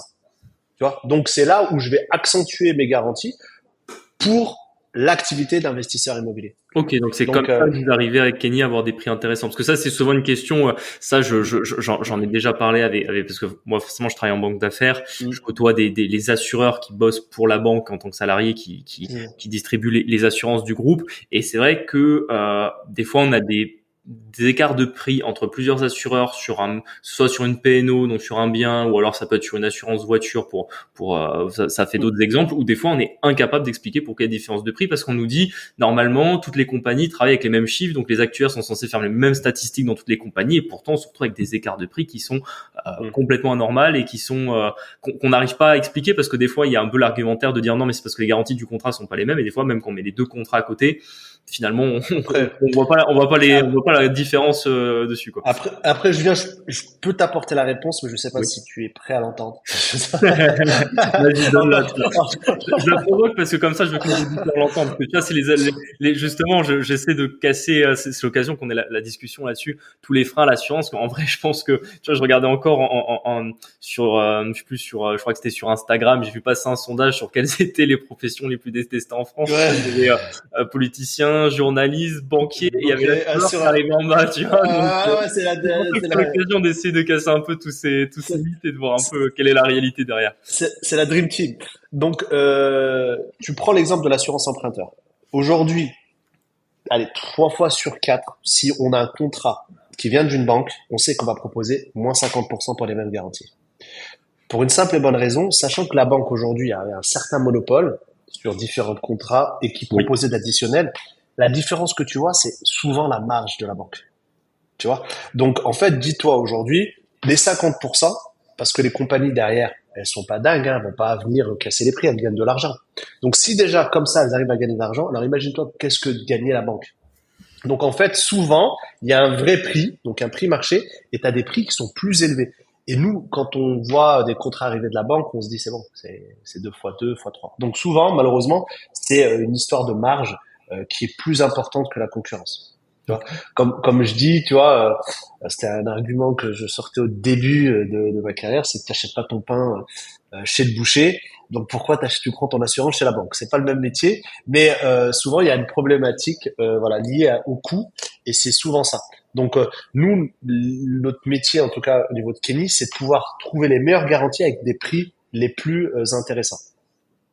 Donc voilà, c'est pour ça qu'il y a des différences de coûts. Et mais on est, par exemple, on n'est pas toujours mieux positionné. Tu vois, ça va dépendre des profils, mais sur les ADP, sur les P&O, on est très très bien positionné, sur la GLI également. Tu vois, donc Donc voilà, c'est en tout cas quand on part sur la constitution ou la création de ces produits-là, que ce soit offre et prix, on part toujours sur une notion de qu'est-ce que moi j'ai besoin en tant qu'investisseur, et j'oublie pas mon cash flow Complètement. parce que c'est l'objectif. Mais je valide à 100% ce que tu viens de dire, parce que pour donner un ordre d'idée à nos auditeurs, sur certains des meilleurs clients que j'ai eu à gérer sur des assurances de prêt, on peut faire des remises commerciales jusqu'à moins 70%. Ouais, voilà. Donc ça explique la marge qu'on a en fait. C'est-à-dire que jusqu'à moins 70%, on gagne encore de l'argent, tu vois. Donc je pense pas qu'à moins 70 ils l'ont offert, hein, tu vois. Donc oui, à moins 70 tu gagnes de l'argent. Ok. Et là encore, pour expliquer un petit peu à nos auditeurs, vous chez Kenny, on est vraiment du coup, comme tu l'as expliqué, sur l'assurance des propriétaires. Du coup, toutes les assurances à côté qu'on peut avoir, les voitures, les smartphones, les bateaux, même l'assurance, une assurance que tout le monde a, c'est sa propre assurance, responsabilité civile dans son logement, donc soit propriétaire occupant ou locataire. Ça, du coup, vous faites pas. Si, en fait, la RC, donc la responsabilité civile, elle est intégrée d'office dans la PNO, donc la propriétaire non occupant. Donc Kenny, une de nos propositions de valeur, c'est de pouvoir t'assurer à chaque étape de ton projet immobilier. Il faut que toi, dès que tu achètes ton projet immobilier, qu'on puisse t'accompagner sur toutes les demandes. Si un jour tu dis, OK, moi je suis sur un appartement T2, T3, bah, il me faut une PNO, on est là. Si même, donc la première étape, c'est d'assurer le financement, donc l'assurance emprunteur. Une fois que tu as eu ton financement, tu vas passer à récupérer les clés, donc il te faut une assurance habitation. Troisième étape, il se peut que des fois tu vas avoir des travaux à faire. Il faut savoir que dans certains travaux, tu es obligé d'avoir une assurance qui s'appelle la dommage ouvrage. Oui. C'est quoi cette assurance? C'est qu'elle te permet d'assurer les défaillances des décennales des artisans. Tu vois. Donc si toi t'es maître d'œuvre, donc qui va gérer tes propres travaux et que tu vas faire des extensions, tu vas toucher au mur porteur, souvent tu vas avoir besoin du dommage ouvrage. Souvent tu as appel à des artisans. Et ces artisans, il se peut que des fois ils ont des défauts de décennale. Il faut toujours demander une attestation, même des fois avec maintenant Photoshop et tout ce qui va avec, on peut vite modifier une attestation. Ou alors ils ont envoyé l'attestation l'an dernier, ils sont plus assurés sur la nouvelle année. C'est ça. Donc là, la dommage ouvrage, elle va venir couvrir une sorte de dôme sur toutes ces décennales. Ensuite, une fois que tu as ton bien, bah, tu vas le louer. Et là, on va t'accompagner sur l'assurance du loyer, qui est l'assurance loyer impayé ou loyer vacances locatives. Tu vois, ça, c'est pour le côté location longue durée. Tu dis, moi, je vais faire de la courte durée type Airbnb. Ok, donc assurance de prêt, on fait. La PNO, c'est une PNO LCD survitaminée, qui est beaucoup plus importante, qui va te couvrir ton activité, comme ce que je t'ai dit tout à l'heure, et voilà, et tu as également accès à la dommage ouvrage. Donc ça, c'est vraiment toutes les assurances que toi, tu vas avoir besoin sur ton parcours. Tu as un extranet qui va te permettre de retrouver toutes tes assurances. C'est intéressant parce que des fois, tu as besoin de savoir est-ce que tu es pris en charge ou pas. Donc oui, c'est classé par risque. C'est bien fait, c'est classé par risque, c'est très apprécié par les clients. Et au-delà de ça, on voulait pas être qu'un assureur, on voulait faire plus. Tu vois, je te disais, c'est vraiment être un game changer. C'est pour ça que on a mis des services supplémentaires inclus. Tu les payes à partir du moment où tu as un seul contrat, ils sont inclus. Même une PNO à 9 euros, c'est pris. Donc, tu as accès au service. Donc, je me suis posé la question, qu'est-ce que moi j'ai eu besoin durant mon activité? Ben, j'ai eu besoin de conseils. Tu vois, parce que est-ce que j'ai le droit de faire ça, est-ce que j'ai le droit de pas faire ça, et ainsi de suite. Donc, tu vas avoir un juriste IMO, donc accès à un juriste IMO qui est dans la plateforme. Donc, je fais de la résistance, c'est pas une intelligence artificielle, c'est bien humain. C'est top, parce que ça arrive partout, mais même, tu vois, on parle souvent, j'ai pas mal d'amis, parce que moi, je suis juriste de formation, j'ai pas mal d'amis avocats, et ChatGPT, on en parle souvent, parce qu'ils répondent mieux en mieux toutes les questions juridiques. Voilà. Donc, pour l'instant, on a un humain, c'est toujours plus sympa. Ok. Donc, qui est là pour répondre à toutes tes questions d'ordre juridique. Et on propose aussi un logiciel de gestion locative. Sur le marché, tu vas avoir Rentila. Oui, je connais c'est une dizaine d'euros. Voilà, c'est une dizaine d'euros. Il est offert quand tu as un bien. Dès que tu as un deuxième bien, tu dois payer. Donc nous, aujourd'hui, tu as accès à un logiciel de gestion locative pour tes quittances et tes avis. Tu es dans l'obligation de la remettre si tu la demandes. C'est pas mal. Donc, tu as un logiciel de gestion locative qui va te permettre d'éditer tes avis et tes quittances de loyer. Et tu as pas mal de simulateurs qui peuvent être intéressants, simulateurs de cash flow. Tu es sur un bien, tu es sur le bon coin, tu ouvres ton extranet, tu mets les informations pour savoir est-ce qu'il y a du cash flow ou pas. Et pas mal de documents utiles, des baux, donc ça peut être intéressant aussi pour les personnes qui commencent, de location meublée, qui sont dynamiques, donc tu as juste à entrer les informations Et voilà. Donc, on voulait vraiment apporter plus que de l'assurance. On voulait vraiment voilà, apporter, et dont ces services-là. Ok, bah c'est bien parce que tu vois, moi ça me fait réaliser que nous on est encore très vieille école sur nos, parce que aussi quand on a démarré l'immobilier il y a 6 ou 7 ans, il y avait beaucoup moins de logiciels de gestion et finalement quand on a commencé à faire ça, on s'est dit bon bah pourquoi payer sur quelque chose qu'on fait déjà sans. Mais c'est vrai que par exemple, on a encore nos quittances pas à la main, mais tu sais on a un template Excel, un truc comme ça. Ouais, qu'on modifie nous-mêmes. Puis pareil sur les baux, on a un document où en fait on a tous les baux différents dont on peut avoir besoin et après on les modifie en fonction du contexte. Non, je trouve que c'est bien parce que là encore, on parle du primo-investisseur. Typiquement, c'est ce qu'ils cherchent. La première fois qu'on est mis un bien location, tu cherches un état des lieux, tu cherches un bail, tu commences à regarder. En plus, t'essaies de pas te tromper parce que t'as lu à un moment donné sur Internet qu'il fallait qu'il y ait une clause de résiliation dans ton bail, etc. Donc, c'est des choses où quand tu démarres, ça te fait vite pas mal de charge mentale parce que tu veux pas te tromper. Et au moins, quand c'est fourni par ton assureur, tu sais que c'est carré, quoi. C'est ça. Et ça, c'est dans ton espace extranet, t'as tout ce qu'il faut. Ok. Et maintenant qu'on a bien parlé assurance, pour revenir un petit peu sur Kenny, parce que ça a l'air maintenant d'avoir bien avancé, vous avez plein d'assurances, etc. J'imagine plein de clients aussi. T'as démarré en quelle année exactement? Et puis quels ont été les débuts un peu en tant qu'entrepreneur? Est-ce que ça a démarré tout de suite? Est-ce que vous avez eu des coups de boost? Comment ça s'est passé un peu au début? Donc au début, c'est 7 mois, début 2022, j'ai que des galères sur les biens, mais vraiment, et souvent les assurances. Tu vois, je pense que je suis arrivé à relance 8, tu sais, j'avais mis un mail avec un objet, tu sais, à chaque fois, ils voulaient pas me répondre, ça c'est la BPCE. Ça nous arrive, hein, si tu veux, tous les jours, on a des petits rappels de ceux qu'on doit relancer. Alors en ce moment, c'est Enedis Sevelia, mais ça pourrait être un assureur bientôt.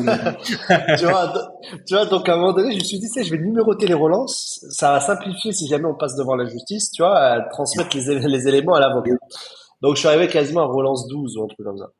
Ah oui. Et ouais, non, mais ils répondaient plus en fait, il y avait plus de son, plus d'image, ils avaient pris l'eau, donc voilà. Donc je me suis dit, mais en fait, ils sont là pour nous aider, quoi. Tu vois, ils sont là vraiment pour nous aider et en fait, ils te freinent, voilà. Donc de plus en plus après un impayé, donc pas mal de choses. Et je me suis dit, bah écoute, c'est quoi? Et ben en fait, je vais créer la solution. Mais vraiment, c'est parti d'un côté. Jamais mieux servi que soi-même. J'en ai marre, tu vois, et tu sais, t'as toujours ce truc, c'est toujours, tiens, en fait, ceux qui bossent ou ceux qui veulent faire bien les choses, qu'on tape et tout, tu vois. Donc, il y a vraiment eu ce ras-le-bol de se dire, voilà, tu vois, et tu vois, t'es là, t'es devant tes PMP, tu vois des gens, leur maison, et les squattés par des gens. Tu vois, je te dis, et tu sais, donc t'accumules ces choses-là et donc le mec il dort dehors alors que c'est sa maison, bref. Donc là et d'un coup je me dis non c'est pas possible, tu vois. Et je me dis j'en suis sûr que si t'orientes le truc, tu utilises les choses, et ben tu peux créer mais vraiment quelque chose de dingue. Et ça commençait à réfléchir. Donc après il y a un autre livre aussi, je pense qu'il y a des entrepreneurs aussi chez toi qui suivent le podcast, c'est le Lean Startup. C'est peut-être un livre que tu connais. L'idée c'est quoi? C'est ok, essaye de plus ou moins créer une idée et propose-la pour savoir déjà si elle intéresse ou pas. Okay. Donc en fait, en 3 mois, donc fin 2022, donc je mets en place quelques contrats, l'extranet, donc je suis accompagné au digital aussi également avec un CTO, tout ça. Ok. Et en 3 mois, on propose, on met de l'AdWords, on contacte de l'investisseur immobilier. Tout de suite le wow effect. Tout de suite, t'as de la demande, tout de suite, t'as des gens intéressés. Mais là, pour le coup, t'as pas de contrat, t'as pas de groupe d'assurance. Si, j'ai des contrats, c'est des contrats que je prends en compagnie, mais je l'enrobe avec un message. Tu vois. Ok. C'est ok, est-ce qu'aujourd'hui, si t'as un assureur qui parle la même langue que toi et qui connaît les mêmes problématiques, qu'est-ce que t'en penses? T'es prêt à changer, ok. Et là, tu vois, sachant que je suis dans l'assurance, je sais ce que c'est la recommandation ou l'additionnel. La recommandation, c'est quand quelqu'un t'apporte, voilà. Oui. Ou l'additionnel, c'est que tu prends un deuxième contrat. Je pense que dans mon ancienne activité d'assurance, j'avais peut-être 10% d'additionnel. Là, un client sur 2 a au moins 3 contrats. Tu vois, donc on sent un truc explosif. Je dis ok. Donc là, à partir de là, on a une réponse du marché. Ça, c'est donc fin 2022. Et tout 2023, je l'ai passé à calibrer l'offre. Donc à dessiner l'offre avec les assurances, avec les assureurs. Donc on contacte des assureurs, donc on crée des solutions, on développe les outils. Et j'ai calibré l'offre toute l'année 2023. Je participe beaucoup à des masterminds, à des apéros IMO, donc toujours dans l'écoute, tu vois. Toujours dans qu'est-ce qui t'a bloqué, qu'est-ce que t'aimes, parce que des fois t'as envie de tout mettre. Mais en faisant beaucoup de tout, tu fais beaucoup de rien. Et je voulais quelque chose d'assez épuré, quelque chose d'assez simple, sans s'embourber et vraiment que l'essentiel. Donc, on a rajouté, on a oublié, on a mis. Et il y avait un peu de carence sur la LCD. C'était un vrai challenge. Je suis content d'avoir sorti ce produit. C'est vrai que c'est innovant parce que tu vois, par exemple, moi qui, en plus, je bosse dans un des plus gros groupes bancaires français. Je crois que notre assureur, je crois que c'est le numéro 1 en France ou le troisième en Europe, je sais plus. Enfin, bon, bref, très très bien placé. Honnêtement, là, on n'a rien dessus, et puis même presque partie des exclusions en mode finalement si vous faites de la LCD, limite on veut pas vous assurer parce que entre guillemets ils font des produits tellement grand public en fait. Dès qu'on rentre dans c'est ça. Comme une niche, alors que forcément pour les investisseurs immobiliers, la LCD c'est pas forcément une niche, mais à l'image du marché français, t'as finalement un peu de LCD.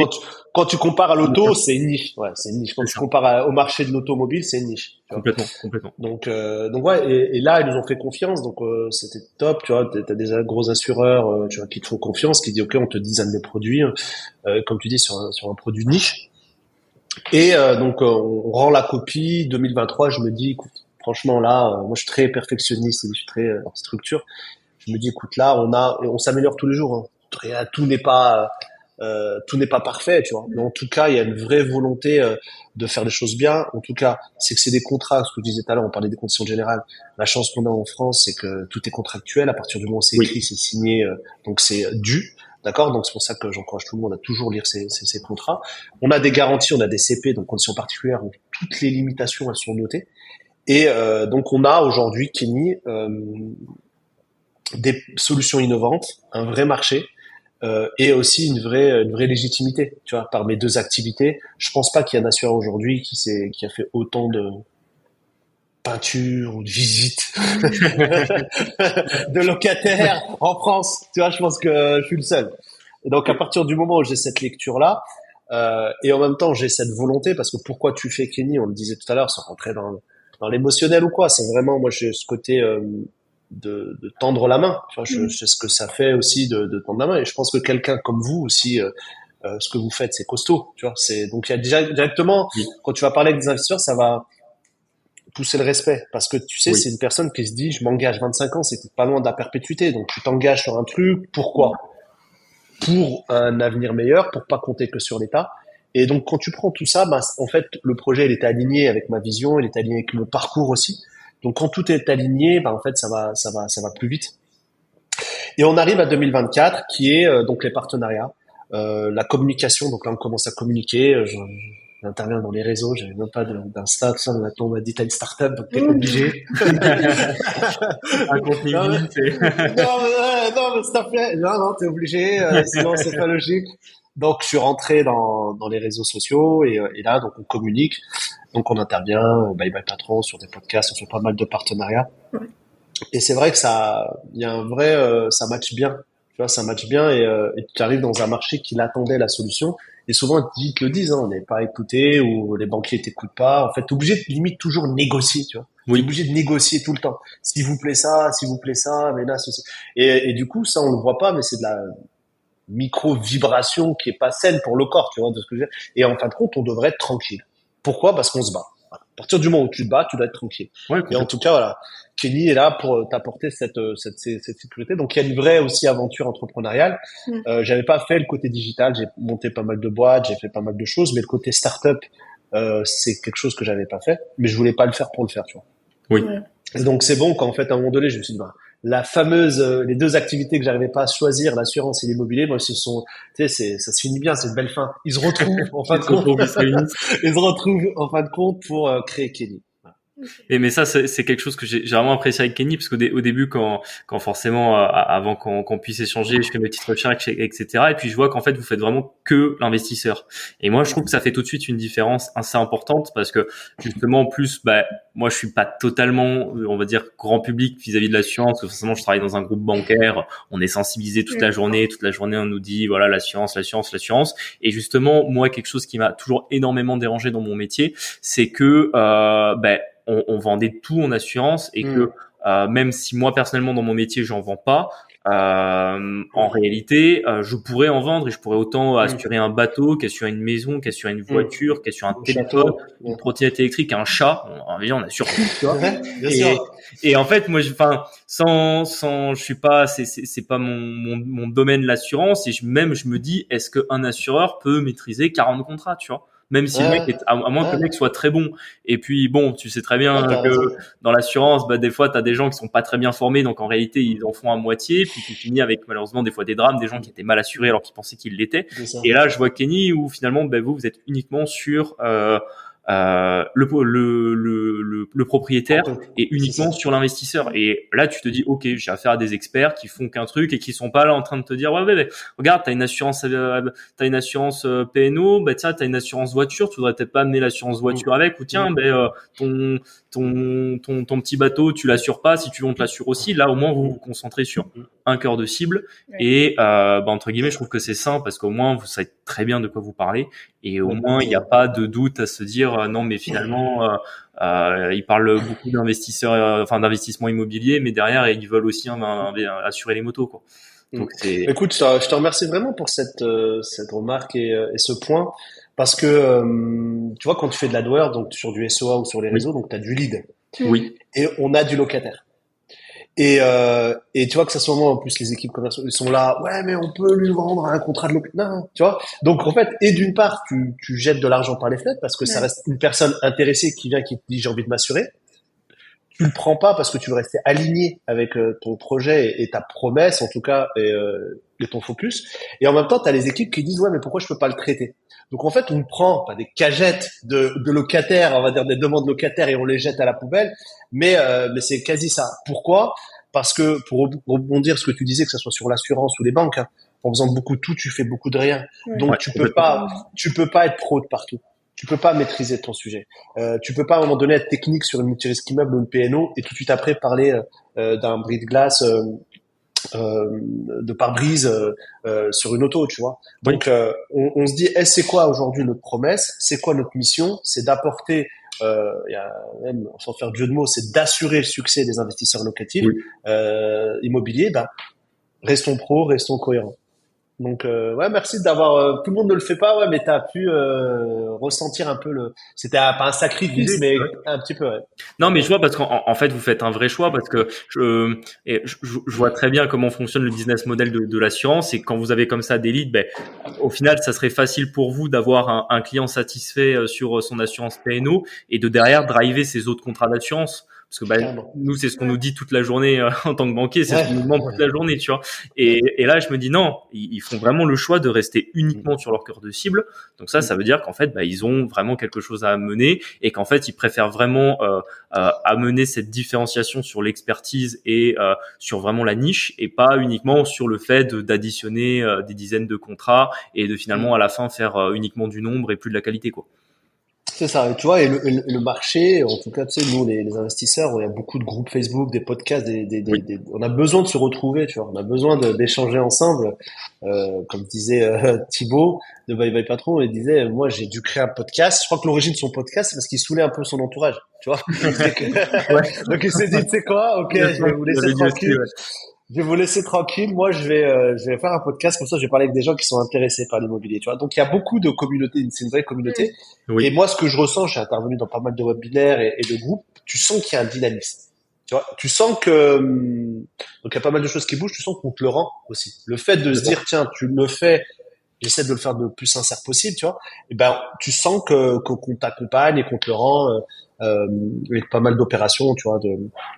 Qui communique sur Kenny, on a des retours dessus, tu vois. Donc je pense que voilà, on est sur la bonne direction. Donc après, pour finir sur la question, donc l'étape d'après, donc c'est une étape aujourd'hui, on fait beaucoup de partenariats, on essaie de communiquer dessus avant peut-être voilà une éventuelle levée de fonds pour augmenter et accélérer la cadence. Mais voilà, c'est un peu Mais c'est génial en tout cas. c'est chouette. Est-ce que tu veux pas lancer la même chose dans la banque maintenant pour concurrencer un peu les banques traditionnelles et faire une banque spécialisée sur l'investissement immobilier? Donc t'as fait la banque pour faire l'assurance, pardon, maintenant faut faire la banque. C'est l'étape d'après, Julien, on peut en discuter. Je suis intéressé, je lève la main. Avec une future collaboration, mais bien sûr, il y a plein de choses à faire et carrément, tu vois. Donc voilà, mais c'est très très intéressant. Ok. On peut, à moins de te retrouver directement sur le site de Kenny, il y a des réseaux sociaux où on peut te retrouver éventuellement. Instagram, du coup, si j'ai bien Donc Insta, je vous dis un peu d'indulgence, hein, je viens de commencer. Mais sinon, blague à part, c'est donc les réseaux. Tu vas trouver donc déjà le site de Kenny, d'accord. Ouais. Donc tu pourras retrouver toutes nos offres. Donc si les personnes sont intéressées, donc ils peuvent remplir un formulaire et il y a un expert en IMO. Donc Ouais, complètement. Je le préciserai également au début de ce podcast, mais effectivement, il y aura un code promo pour les abonnés du podcast où vous aurez 10% de réduction sur votre contrat à vie. C'est ce que tu m'as dit tout à l'heure, et ça aussi, ça aussi, c'est top. Donc franchement, n'hésitez pas à aller faire des devis sur le site. Et puis j'ai rien, juste de regarder au moins déjà sur le site de Kenny. Il est super concrètement, bien fait, franchement, il est bien fait. Tu vois, là encore, c'est un truc, mais allez, on va les citer parce que de toute façon, je m'en fous un petit peu. Mais nous, on a des assurances chez Allianz, tu vois, j'ai toujours pas d'espace en ligne. Du coup, quand j'ai besoin de quelque chose, je dois envoyer un mail au courtier et je mets 3 semaines à avoir mon document, quoi. Et en fait, ça m'en fout parce qu'aujourd'hui, tu veux avoir ton espace en ligne, télécharger ton papier et t'es bien, tu vois. Et déjà, juste d'amener quelque chose d'efficace là-dessus, c'est déjà se valoriser, quoi. Voilà, parce que ils vont, sans leur taper dessus, mais ils vont construire tout ça avec des besoins peut-être à eux, tu vois, leur cahier des charges à eux. Aujourd'hui, moi, ce que tu évoques là, moi, ça me saoule. Moi, quand j'ai un sinistre, allez, en fait, tu bloques ton agenda 1 heure de temps de travail pour trouver la bonne assurance. Voilà. Mais voilà, tu vois, donc c'est des petits points. C'est pour ça que on est très attentif sur ces sujets-là. Mais ouais, donc t'as ton espace et voilà. Donc et pour les 10%, c'est comme tu disais c'est sur la totalité de tous les contrats. Ouais. Tu vois. Donc, surtout que là, du coup, c'est de ce que tu m'as dit, c'est je crois 5 offres si je me trompe pas. C'est PNO, GLI. Donc PNO, c'est propriétaire non occupant, garantie loyer impayé. Il y a l'assurance de prêt. Assurance emprunteur, PNO. Ouais. Okay. MRI si tes personnes ont des immeubles de rapport. Okay. Ensuite, la dommage ouvrage si des gros travaux et tout ce qui est lié à l'assurance loyer. Donc que ça soit la vacance ou le loyer impayé. Et si c'est sur du Airbnb, donc dans la location courte durée, donc on a une PNO vitaminée qui va aller chercher également couvrir et ton bien et tous les risques qui peuvent arriver. Ok. Plus les services. Bon, mais c'est top. Tu as peut-être un mot de la fin? Écoute, merci pour cet échange de très grande qualité. Merci à toi, c'était génial. C'était cool. Donc franchement, ouais, top. Et merci à vous et bonne continuation pour le podcast. Vous êtes une belle équipe avec beaucoup de bienveillance. Donc merci. Et toi, parce que comme tu le disais tout à l'heure, en vrai, l'immobilier, c'est un secteur qui est à la fois facile et difficile. C'est-à-dire que c'est facile sur le papier, mais quand tu y es, tu peux vite te sentir un peu seul et un peu dépassé par ce qui peut t'arriver. Et je pense que c'est ce qu'il faut. Tu as de la bienveillance, des c'est ça, des bons conseils et des vibes positives, quoi. Et si je peux, du coup, moi, vous poser une question. Ouais. Du coup, quelle était l'origine pour créer le podcast? C'était quoi l'objectif? Ben, honnêtement, c'est parce que j'écoutais pas mal de podcasts dans l'investissement et l'immobilier. T'en écoutais un petit peu moins que moi, mais t'en écoutais pas mal aussi. Et en fait, il manquait, en fait, que les autres podcasteurs ne se vexent pas, tu vois, mais il y a une petite différence générationnelle, c'est-à-dire que la plupart des podcasteurs ont facile 10-12 ans de plus que nous. Et en fait, je me rendais compte qu'autour de moi, on n'écoutait pas trop de podcasts sur l'investissement immobilier parce que forcément, ben, t'as pas les mêmes rêves culturels, t'as pas la même manière de parler, t'as pas des fois les mêmes objectifs, la même façon de voir beaucoup de choses. Et je me suis dit, ouais, vas-y, il y a un créneau à faire sur notre tranche d'âge, parce qu'on essaie vraiment de parler à une cible. On a des auditeurs, ils ont 18 ans, tu vois, parfois qui nous écoutent, qui pourraient peut-être écouter des plus vieux, ou même on a des plus vieux qui nous éctent. Mais je veux dire, voilà, c'était un peu la cible qu'on avait. Le cœur de cible. Et en plus, par rapport à nos cœurs de métier, et notre expérience aussi aujourd'hui, on s'est dit qu'on avait des choses à raconter. Tu vois, par exemple, ça me viendrait pas. J'aime beaucoup les voitures, mais ça me viendrait pas à l'esprit de lancer un podcast sur les voitures parce que je ne connais pas assez bien et que même si j'aime beaucoup ça, mais bon, je pense que je vais vite dire des erreurs, tu vois. Et je me suis dit bon, ok, aujourd'hui, même si on n'est pas non plus invincible dans l'immobilier, on a quand même sur pas mal de sujets, de l'expérience, des retours, puis des histoires à raconter. Tu vois, c'est souvent ça qui rend le truc un peu intéressant, c'est que finalement t'en as tellement bavé parfois avec un locataire qu'aujourd'hui on le rentabilise un peu en le racontant sur le podcast, quoi. Et en tout cas, c'était top de parler d'assurance aujourd'hui, parce que vraiment c'était un truc qu'on n'avait pas trop abordé, parce que on savait pas on maîtrise pas, on savait pas par quelle boule prendre, et puis même tu vois, en termes de conseils, etc., c'était moins évident pour nous de l'aborder. Je suis très content en tout cas qu'on ait pu l'aborder avec toi et faire un super épisode. Avec plaisir. Écoute, merci. Merci pour votre retour également. Ce qui rassure et qui confirme que l'investisseur immobilier est généreux et veut apporter, tu vois. Parce que vous pouvez, tu peux ne pas le faire, tu vois. Donc c'est vraiment pour ce partage. Et ce qui confirme aussi que Kenny on va dire, ça confirme le projet de Kenny, parce que c'est une communauté, tu protèges une communauté qui veut apporter. Je pense qu'on est peut-être avec la cuisine, je crois, les groupes Facebook les plus importants, tu vois. Donc tu vois, donc c'est top. Donc bravo à vous en tout cas. Et comme tu dis, c'est vrai que la cible 18-19, il y a 10 ans, il n'y en avait pas des 18-19, 20, 21 qui parlent d'indépendance financière ou qui parlent de business, crypto, autres. Et c'est vrai que eux maintenant, donc ça a reculé. Et ils feront pas la même erreur que moi d'investir, j'espère. Complètement, parce que moi je m'encontre. Ne le faites pas. C'est ça. Bon, écoutez, merci à vous de nous avoir écoutés jusqu'ici. On espère en tout cas que l'épisode vous a plu. Un grand merci à toi, Mourad, d'avoir répondu à l'invitation et de nous avoir apporté tes conseils, ton retour d'expérience. Que aussi, faut le souligner, tu vois, t'as lancé un business, une startup, etc. là-dedans. Donc ça fait toujours des épisodes hyper intéressants. Donc écoute, à très bientôt et merci de nous avoir écoutés. Salut, ciao. Écoute, merci Julien, merci Marie. À plus tard. Ciao, ciao.